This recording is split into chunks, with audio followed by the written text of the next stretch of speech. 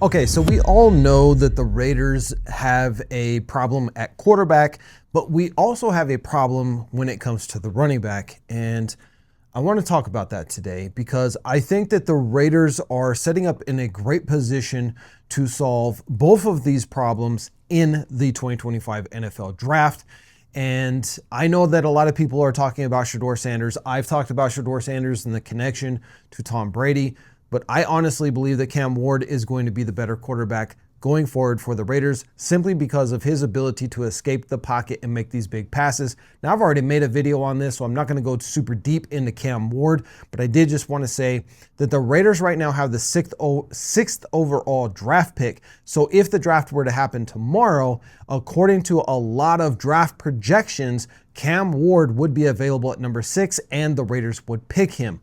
So let's look and see what the Raiders are going to do throughout the rest of the season. Will we move up the draft board because we continue to lose games? Or will the Raiders win a bunch of meaningless games, miss the playoffs, and also miss out on drafting our franchise quarterback moving forward with the Las Vegas Raiders? I want to know your guys' thoughts on this, so drop a comment down below. Do you think the Raiders should tank and get a franchise quarterback, or do you still believe in Gardner Minshew or Aiden O'Connell moving into next year, or maybe even Desmond Ridder? Drop a comment, let me know. Now let's talk about the running back situation, because our running back situation since moving off of Josh Jacobs has been abysmal at best, and everybody knows this in the NFL that we cannot run the ball. Part of that is due to the offensive line, but a lot of it also has to do with the fact that we don't have a bell cow running back. Now, Alexander Mattison has been the best option for the Raiders so far in the 2024 NFL season.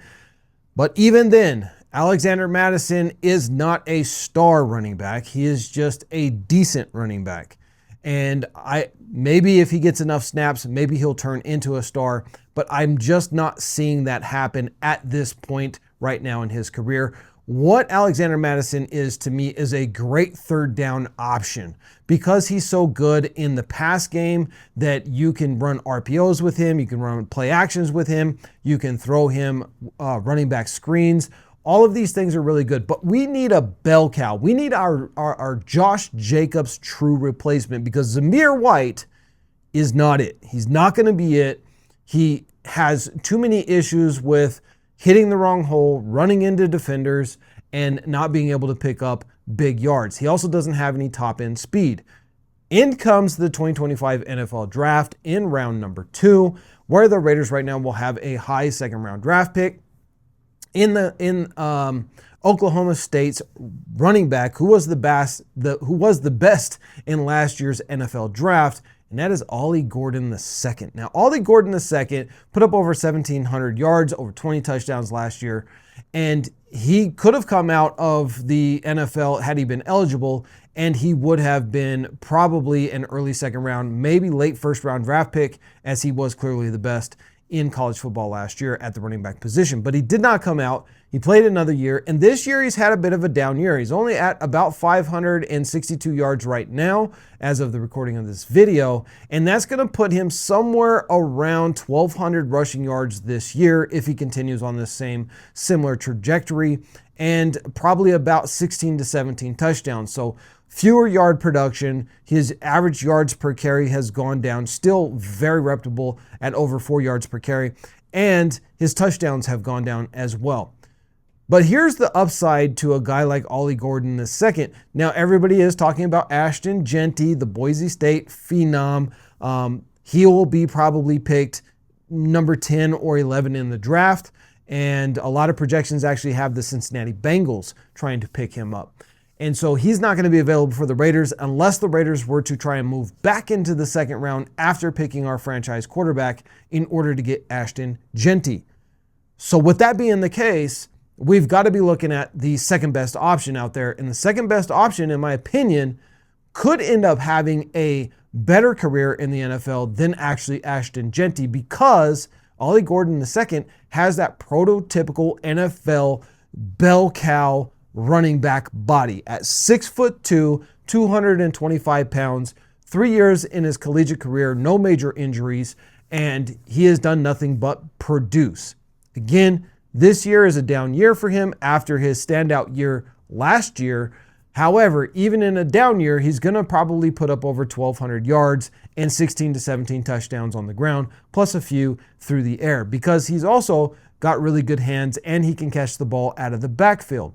So he's going to fall to the second round. He won't be a first-round draft pick, and there's a couple of reasons why, and we got to get into those, of what is the potential danger of drafting Ollie Gordon II, and we're going to touch into that. But first, I just want to ask you guys this. If you haven't subscribed yet, why? Do you not love the Raiders? And if you do love the Raiders and you love Daily Raiders content, then go ahead and hit that subscribe button. It doesn't cost you anything. It's absolutely free. And I would truly, truly, truly appreciate it, because we have reached over 10,000 subscribers, and our new goal is to hit 15,000 subscribers before the end of the season. And it takes all of us to pull together to do that. So please like the video if you've gotten any value out of it, and consider subscribing as well. Much, much, much, much appreciated. Now let's talk about some of the negatives when it comes to Ollie Gordon II, or Big O is what they call him in college. Big O has the size that you want. He's a one-cut guy. He's very good at reading the hole, making his decision, cutting through it, and then just picking up big yards.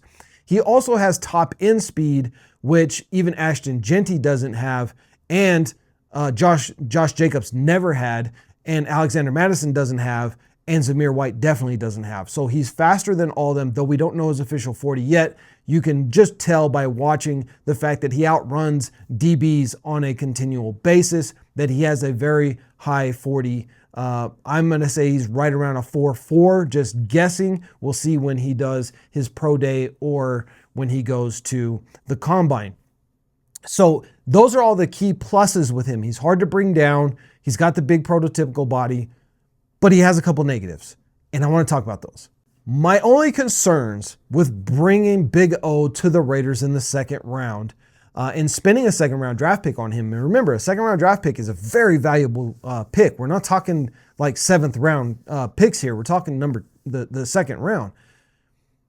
He has apparently been arrested and charged for a DUI back in July. And this is a big concern. Now, obviously, we're talking about this in October. So he's still on the team, he's still playing, and he's apparently worked that out. But he did get pulled over for speeding, doing 85 miles an hour in a 65 mile an hour zone.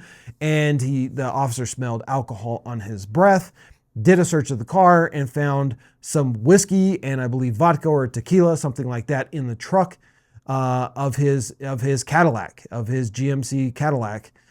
You combine the speed with being intoxicated. Now, he did breathe a .111 at the jail. Don't know what their legal limit there is in Oklahoma. Maybe it all got washed away.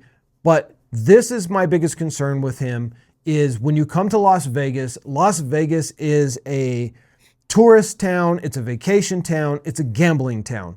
And if you have any type of issue with alcohol or any type of intoxication, Las Vegas could be a very, very negative place for you. Remember, we've already lost players due to the alcohol and the speeding. Even Nate Hobbs got a DUI, even though he wasn't driving. He was just passed out in his car, parked in a parking lot. He still ended up getting a DUI. I think they were able to plead it down and get most of it dismissed. But this is the issue when you come to Las Vegas. It's a party town. And if he has any inclination towards that type of a lifestyle, that could be a negativity for him. So I think that this is going to be one of those situations where whoever the coaching staff is going to be for 2025 and GM Tom Telesco, they're going to have to sit down in their meetings with him and really discuss the DUI situation, what he's done about it, and why that's not going to happen if they draft him to the Raiders. And if they get satisfactory answers, I think you absolutely take the chance on him because of the DUI and because he's had a bit of a down year versus his standout year last year. We could even trade back in the second round instead of being high in the second round. I think we would be like the 6th pick in the second round if it happened tomorrow. We could trade back to like the 15th pick and still get Big O. And now we have solved our quarterback problem with Cam Ward, and we've solved our lack of a running back problem in Big O, because if you guys remember Darren McFadden, this guy reminds me a lot of Darren McFadden. He's tall, he's lanky, he has great balance. He is a one-cut, downhill type of guy who's going to pick you up yards every single time. And he's got that top-end speed that if he gets out into space, it's a home run almost guaranteed. And the only issue that we had with Darren McFadden is the fact that he could not stay healthy. He continuously was injured. Whereas with Big O, he doesn't have any major injuries thus far in his collegiate career, not a lot of wear and tear on his body. So I think it would be a great addition to the Raiders. Guys, if you agree with me, drop a comment down below. And if you disagree, drop a comment down below and tell me why and who would be your bell cow pick